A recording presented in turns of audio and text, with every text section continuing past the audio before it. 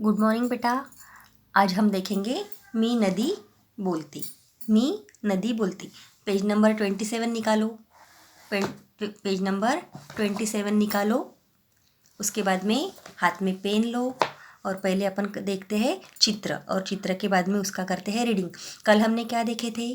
कल हमने देखे थे कि नदी से हमको क्या क्या फ़ायदे होते हैं, ये हमने आपको लिखने के लिए बोला था, है ना। उसके मुद्दे आप लोगों को दिए थे। और आज हम क्या देखेंगे? आप लोगों ने लिख लिया होगा, है ना।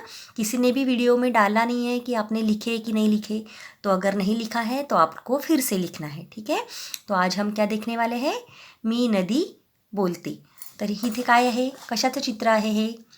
हे आहे चित्र नंबर 1, चित्र नंबर 1, 2, 3 आणि 4. 4 चित्र आपल्याला इथे दिली आहे. त्या चित्रामध्ये काय काय सांगितलं आहे ते आपल्याला ओळखायचं आहे आणि समजून घ्यायचं आहे. इथे काय दिसत आहे आपल्याला? नदी पर्वतावरून वाहते. म्हणजे नदीचा जन्म कुठून होतो? पर्वतावरून नदीचा जन्म होतो. आणि ती कुठे येते? वाहत वाहत वरून खाली येते. वरून कुठे येते? खाली येते. हे पहा, इथून वरून खाली आलेली आहे. तर ही येऊन इथे कोणाला भेटते? ओढ्यांना भेटते. म्हणजे ह्या आजूबाजूनी आलेल्या पाण्यांना ही नदी येऊन इथे भेटते. आणि ही येऊन इथे भेटल्यानंतर काय होते? मोठी होते. इथे काय झाली आहे? ही मोठी झाली आहे. इथून थोडी, इथून थोडी, इथून थोडी अशी पर्वतावरून थोडी थोडी येऊन नदी इथे काय झाली आहे? मोठी झालेली आहे.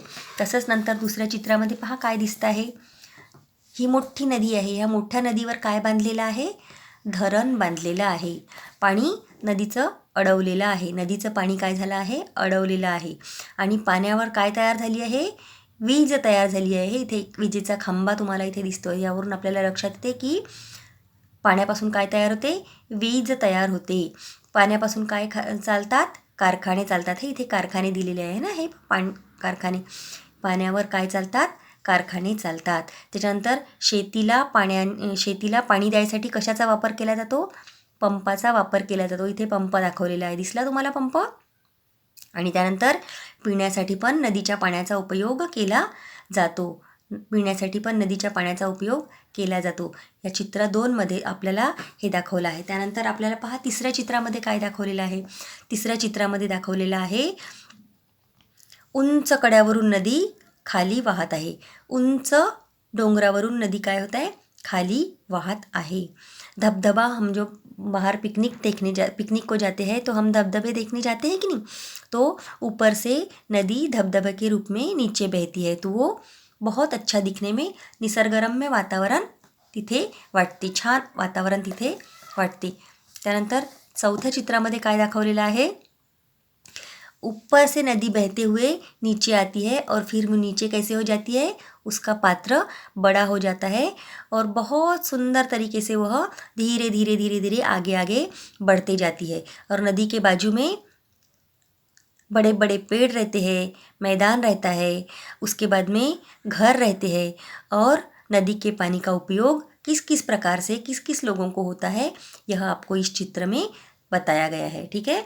अब देखो इधर 5वें चित्र में क्या दिया है. 5वें चित्र में आप लोगों को नदी के आजू बाजू में क्या रहता है, नदी कहाँ रुकती है, कहाँ शांत हो जाती है, कहाँ ज़ोर ज़ोर से निकलती है, इस चित्र में हमको समज में आता है. नदी इथून कुठे वाहते, नदीच्या काठावर काय असते. छोटी छोटी गावे इथे नदीच्या काठावर वसलेली असतात. शहराजवळ शहरातलं घाणेरडं पाणी नदीमध्ये सोडतात. त्याच्यामुळे नदी शहरामध्ये काय होते? घाणेरडी होऊन जाते. आणि नदी मग इथून सगळ्यात शेवटी कुठे जाऊन मिळते? समुद्राला जाऊन मिळते. हे या चित्रामध्ये तुम्हाला दाखवलेलं आहे. ठीक आहे. आज आपण काय करू? आज आपण चित्र समजून घेतले, है ना. काल आपण नदीचे मुद्दे समजून घेतले, लिहिले आणि त्यानंतर आज आपण हा पाठ वाचन करू. हातामध्ये पेन घ्या. मी वाचणार, त्यानंतर तुम्ही वाचणार. ठीक आहे. नदीचं कुठला लेसन आहे? पाठ 16, मी नदी बोलते. पहा आणि वाचा. ठीक आहे. तर वाचा, सुरुवात करा. मी आहे नदी, माझा जन्म पर्वतावर होतो. मला अनेक ओढे येऊन भेटतात. त्या ओढ्यांमुळे मी मोठी होत जाते. इतर नद्याही मला येऊन मिळतात. काय म्हणते नदी? नदी क्या बोल रही है? मेरा जन्म जो है वो पर्वत के ऊपर होता है. कहाँ पे होता है? पर्वत के ऊपर होता है। मैं जैसे जैसे नीचे आती हूँ तो मेरे को अनेक ओढ़े मतलब अनेक नदियाँ जो है छोटी छोटी वो मेरे को आके मिलती है और मैं यहाँ से बड़ी हो जाती हूँ। मैं यहाँ से फिर बड़ी हो जाती हूँ। इतर मतलब आजू बाजू की जो नदियाँ है वो भी मेरे से मिलने यहाँ पे आती है और वो सब हम लोग मिलके वहाँ पे हम बड़े हो जाती है, मैं बड़े हो जाती हूँ, ऐसा इसका कहना है। ठीक है, अब आगे देखो। माणसे धरण बांधून मला अडवतात, मतलब मनुष्य जो है वो मेरे नदी के ऊपर धरण बांधते हैं। धरण मतलब बांध बांधते हैं। माझ्या पाण्यावर वीज तैयार करतात, मेरे पानी के ऊपर बिजली तैयार करते हैं। मेरे पानी के ऊपर क्या तैयार करते हैं? बिजली। हम लोगों को बिजली कहाँ से मिलती है? पानी से तैयार की हुई बिजली हमको मिलती है। इसके ऊपर हमारे कारखाने चलते हैं, घर में लाइट रहते हैं, है ना।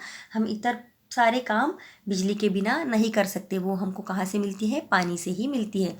त्या विजेवर कारखाने चालतात, शेतातील पंप चालवतात, पिण्यासाठी पाण्याचा वापर करतात. पाण्याचा वापर कशासाठी आणखी करतात? पिण्यासाठी पण पाण्याचा वापर करतात. जर पाणी नसतं तर जमलं असतं का? पाणी हेच जीवन. आपण नेहमी सुविचार म्हणतो समोर येऊन प्रार्थनेमध्ये, है ना, म्हणतो की नहीं? तो आपल्याला सुचलं नहीं तो अपन पहला सुविचार कुठला म्हणतो?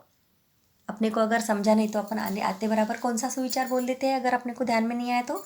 पानी हेच जीवन आहे। यह सुविचार अपने को हमेशा याद रहता है। तो पानी का क्या क्या महत्व है इस पाठ में हमको समझाया है। ठीक है, यहाँ तक पढ़े, आगे चलते हैं। मी उड्या मारते। उड्या मारते म्हणजे नदी सच में दौड़ती है क्या, कूदती है क्या? नहीं। तो वो जो उसका जो पानी सामने सामने जाता है और ऊपर से जब बहते आता है तो आपको कैसे लगता है कि वो कूद रही है ना। मी उड्या मारते, धावते, उंच कड्यावरून वेगाने कोसळते. उंच कड्यांवरून वेगाने कोसळते. नदी काय म्हणते? मी उंच कड्यांवरून वेगाने कोसळते, असं नदी आपल्याला सांगते.